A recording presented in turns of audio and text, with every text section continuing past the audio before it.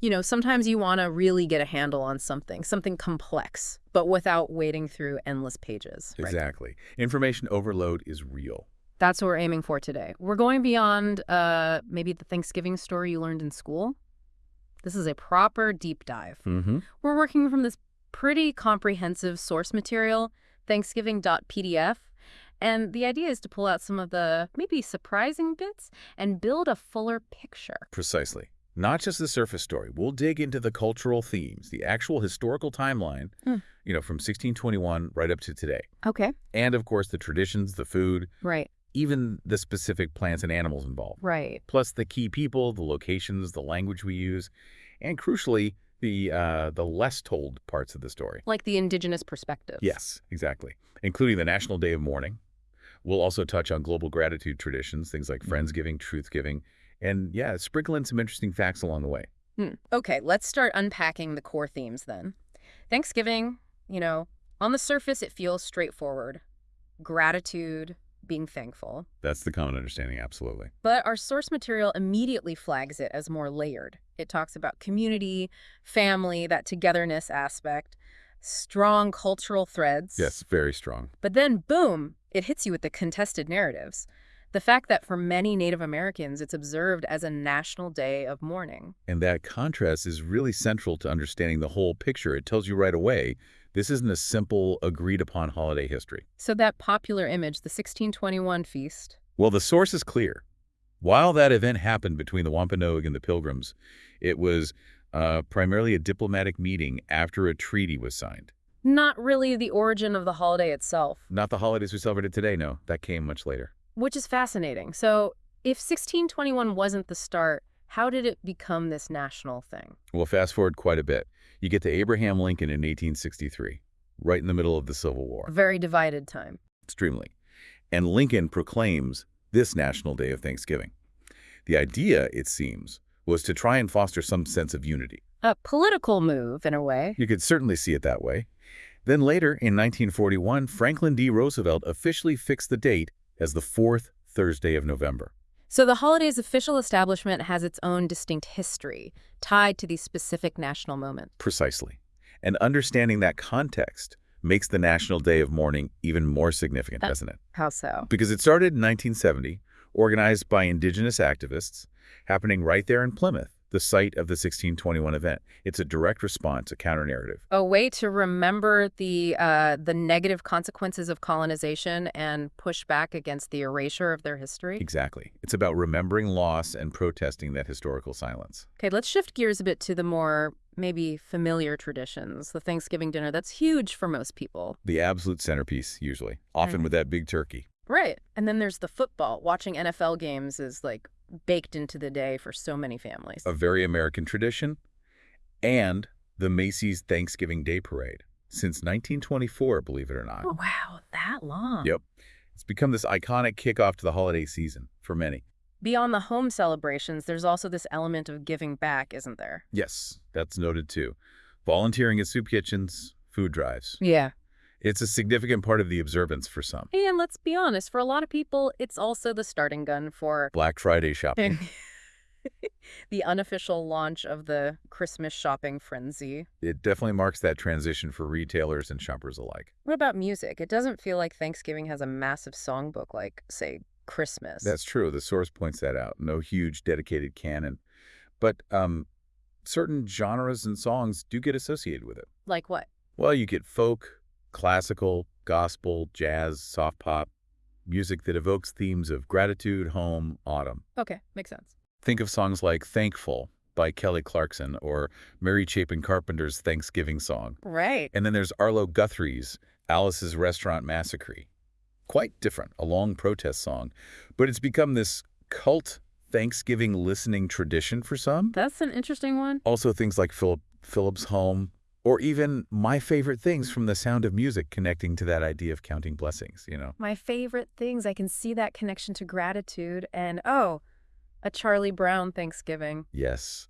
That Vince Guaraldi jazz soundtrack is definitely part of the holiday soundscape now. Okay, let's talk food, because that's often the main event. Absolutely. Yeah. The classics. Roasted turkey, of course. Stuffing or dressing, depending where you're from. That stuffing dressing debate. Always happens. Always. Then mashed potatoes, gravy, that tangy cranberry sauce. Can't forget the cranberry sauce, sweet potatoes, maybe candied yams, green bean casserole. Definitely staples. Hmm. And pies. Pumpkin, pecan, apple. The Mhm. classic trio. But it's not just one monolithic menu, is it?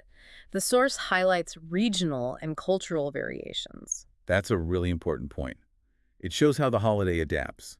For instance, in Southern and Black households, you'll often find mac and cheese, collard greens. Oh, yeah, staples. Latinx families might include tamales. Hmm. Native communities could feature wild rice, a really significant traditional food. And even pierogies or lasagna in some Eastern European or Italian American homes. Exactly. It reflects the diversity of the people celebrating it.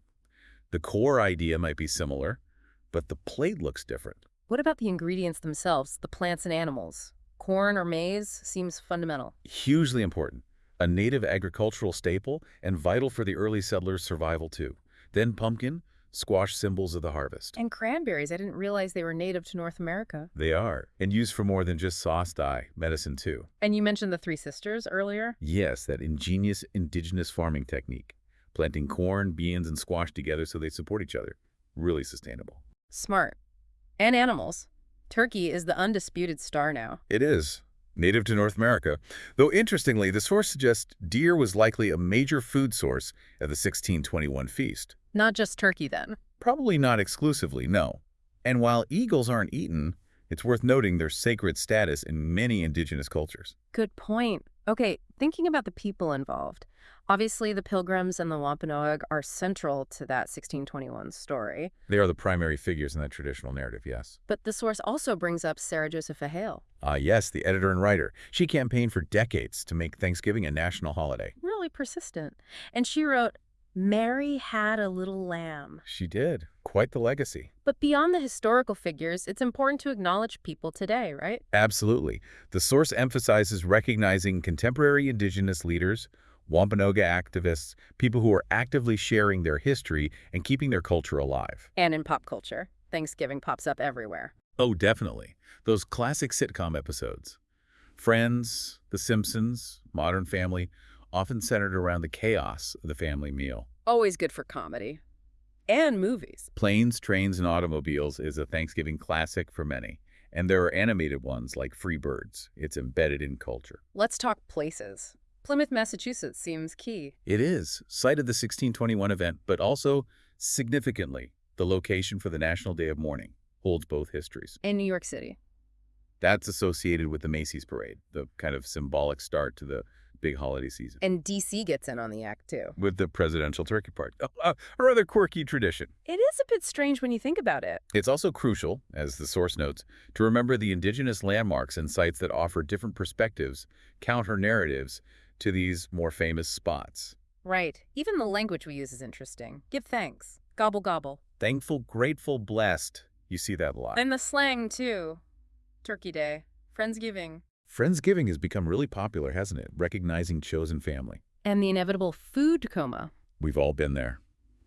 The source also mentions a Lakota phrase, miteki oyasi. What does that mean? We are all related. Using it in the context of land acknowledgments offers this deeper sense of connection, a different way to think about gathering in place. That's powerful.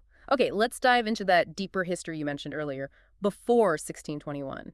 It's vital to understand that the Wampanoag and other indigenous nations weren't just waiting around. They had highly developed societies. Complex political systems, trade network. Extensive trade, sophisticated agriculture developed over centuries, sustainable living practices, rich spiritual traditions. They knew their land intimately. Like the controlled burns and the Three Sisters planting. Exactly. Highly advanced ecological knowledge. These were established, thriving cultures. So the idea of some simple, harmonious beginning after 1621, that doesn't hold up. No, the source material is quite clear. That period of cooperation was, tragically, brief. Tensions grew. Leading to conflict. Yes, culminating in King Philip's War, just a generation later, 1675 to 78. It was devastating for the native populations. Massive loss of life, displacement, enslavement. A brutal reality often glossed over. And even before 1621, remember, European diseases had already swept through, causing catastrophic epidemics. Because indigenous people had no immunity. Precisely. Some estimates suggest like 90% mortality in some coastal New England communities before the Mayflower even arrived. That's the grim backdrop. Which really underscores the significance of the National Day of Mourning again. It does. Since 1970, the United American Indians of New England have held it in Plymouth. It's about honoring ancestors, acknowledging that history, and resisting the narrative that erases it. It's a reminder that Thanksgiving is just, not a celebration for everyone, and that perspective is crucial. Absolutely crucial for a complete understanding. You know, it's interesting how that core idea of a harvest festival, of gratitude, isn't unique to the U.S. Not at all. Our source mentions several global parallels, like Sukkot in Judaism. Right. And Chuseok in Korea? Yes, a major harvest festival there. Erntedankfest in Germany, the Moon Festival or Mid-Autumn Festival in China and other parts of Asia. So this impulse to give thanks for abundance, to gather as a community, it's kind of universal. It seems to be a deeply ingrained human response to the cycles of nature and the need for community connection, even if the specific customs vary wildly. And even within the U.S., Thanksgiving isn't static, is it? It's evolving. Definitely. We're seeing these modern shifts, like truthsgiving. What does that entail? It's about using the day or the period around it as an opportunity for education, learning about Native history, sovereignty, current issues, sometimes holding alternative gratitude feasts. So moving beyond just the meal towards action and awareness. Exactly. Focusing on decolonization, supporting indigenous communities, maybe incorporating land acknowledgments more meaningfully. And you mentioned Friendsgiving earlier that speaks to changing ideas of family, too. It really does. It acknowledges that family isn't just biological relatives. It's about chosen family, community support systems. Which can be really important for people who maybe don't have traditional family structures or feel excluded from them. Very much so. For LGBTQ plus folks, immigrants, people estranged from family, Friendsgiving offers that sense of belonging and shared celebration. For listeners who want to dig deeper themselves, the source has some suggestions. Yes, practical things, like using resources such as Native Land Digital to do land acknowledgement mapping, finding out whose traditional territory you live on. That's powerful. And researching the indigenous origins of Thanksgiving foods. Yeah, understanding that connection between the food on the table and the people who first cultivated it, it adds another layer. And it also poses some reflective questions. Really good ones, like what are you really thankful for? And how can you express that gratitude beyond just one day, one meal? And that critical question, what stories weren't you told about Thanksgiving growing up? Whose voices were missing? Challenging those ingrained narratives is key. The source includes some quotes, too, for reflection. Yes, quite profound ones. Thomas King, the Cherokee and Greek writer, saying, "The truth about stories is that that's all we are." Makes you think about the power of narrative. And from the Iroquois Great Law of Peace, as long as the sun shall rise, we shall remain. A powerful statement of endurance and resilience. And a native proverb, be grateful for who you are and what you have. Simple, but deep. They really invite contemplation, don't they? They do. Okay, let's wrap up with some of those bonus facts you mentioned, some quick-fire, interesting tidbits. Sure. Did you know Benjamin Franklin apparently wanted the turkey, not the bald eagle, as the U.S. national bird? Really? The turkey? Wow. Seems so. And only 2 original recipes from the Mayflower Pilgrims are known to have survived. Just 2. That's incredible. What else? Jerky eggs are edible, but you almost never see them for sale. And this one's amazing. Foods first domesticated in the Americas by indigenous peoples now make up about 60% of the world's food supply. 60%? That's staggering. Things like corn, potatoes, tomatoes. Exactly. Beans, squash, peppers, chocolate, vanilla, the list goes on. A huge global contribution. Mind-blowing. Any other quick facts? Around 46 million turkeys consumed on Thanksgiving in the U.S. annually. The holiday used to be in October sometimes, before FDR fixed it in November. Ah, the date change. The presidential turkey pardon tradition. The first Thanksgiving football game was way back in 1876. 1976? Wow. And critically important to reiterate, Yeah. the Wampanoag people are still here. Their culture is alive. They're telling their own stories. And events like Unthanksgiving or Truthsgiving exist as active counter-observances. Precisely, providing spaces for education and reflection on the full history. So, wrapping this all up, it's clear Thanksgiving isn't simple. It's got these deep, tangled roots. Absolutely. History, gratitude, tradition, but also conflict, loss, and evolving meanings. It really encompasses a lot, the celebratory side, the communal aspect, but also these very difficult, contested historical narratives. And acknowledging all those facets, all those perspectives, is essential for a truly informed understanding. It's not about picking one side, but seeing the whole complex picture. Right. So maybe the final thought for you, the listener, is this. How does understanding this fuller, more complicated history change how you think about Thanksgiving? How might it inform the way you approach the day? Sure. Or how you express gratitude, maybe not just on that Thursday, but beyond? Perhaps you'll look into the indigenous history of your own area using something like Native Land Digital, or just carry these multiple perspectives with you. It's part of a much bigger, ongoing conversation. Definitely food for thought.